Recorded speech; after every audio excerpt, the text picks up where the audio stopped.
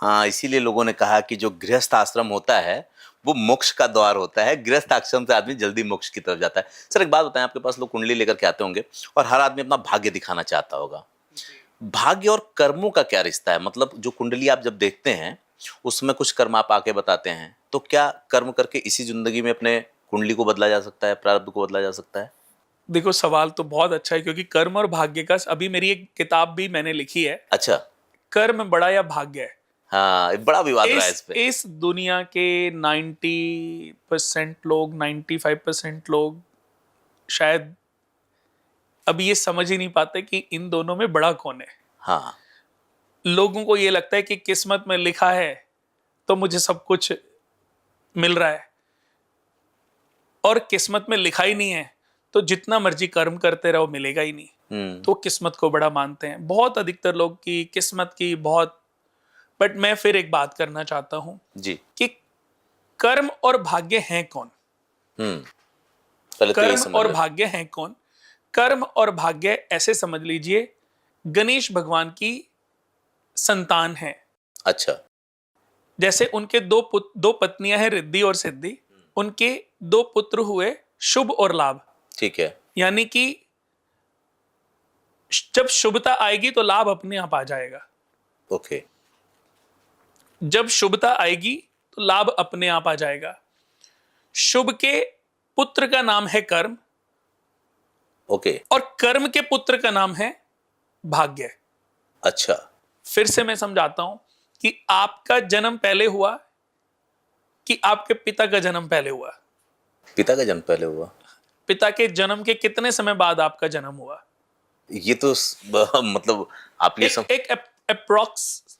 कम से कम भी अगर कोई मान ले तो 35-40 साल बाद ही हुआ। हाँ, आपके पिता का जन्म हुआ पहले। आपके उनके माता पिता ने उनको पाल पोस के बड़ा किया। ये प्रोसीजर चल रहा है। हाँ। फिर उनको एजुकेशन दी साथ में, फिर उनकी शादी करी, उनकी नौकरी लगी, फिर उन्होंने प्लान किया कि यार एक बच्चा पैदा कर लेते हैं। फिर सर्वेश जी का जन्म हुआ। ऐसे ही हुआ ना? ऐसे यही प्रोसेस है। ये सबके साथ है। अब जब आपका जन्म हुआ तो इस पिता के जन्म के और आपके जन्म के बीच का जो समय है वो अप्रोक्स 35 ईयर्स है, जो आपने मुझे बताया। ठीक है। तो यही कर्म और भाग्य का संतुलन है।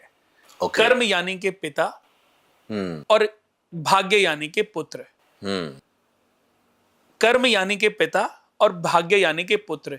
जब तक कर्म यानी के पिता जन्म नहीं लेगा तब तक भाग्य पैदा नहीं हो सकता। भाग्य को पैदा करने के लिए पिता का जन्म होना अवश्य है।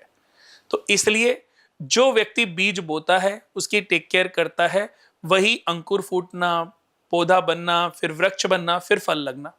सर बात बड़ी दिलचस्प जगह पे आ गई है।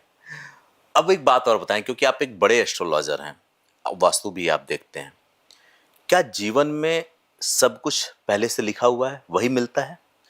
कर्मों के आधार पर सब कुछ लिखा जा चुका है। कर्मों के आधार पे सब कुछ लिखा जा चुका है। मतलब इस जन्म में हम जो भोग रहे हैं, जो कर रहे हैं, जो चल रहे हैं, सब कुछ लिखा हुआ है। ठीक ये है। पॉडकास्ट आपका और हमारा ही लिखा हुआ होगा। ठीक है।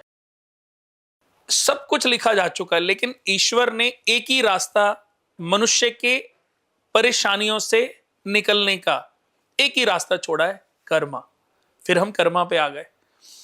यानी कि व्यक्ति अपने आचरण से, अपने अच्छे कर्मों से अपनी किस्मत को बदलने की ताकत रखता है।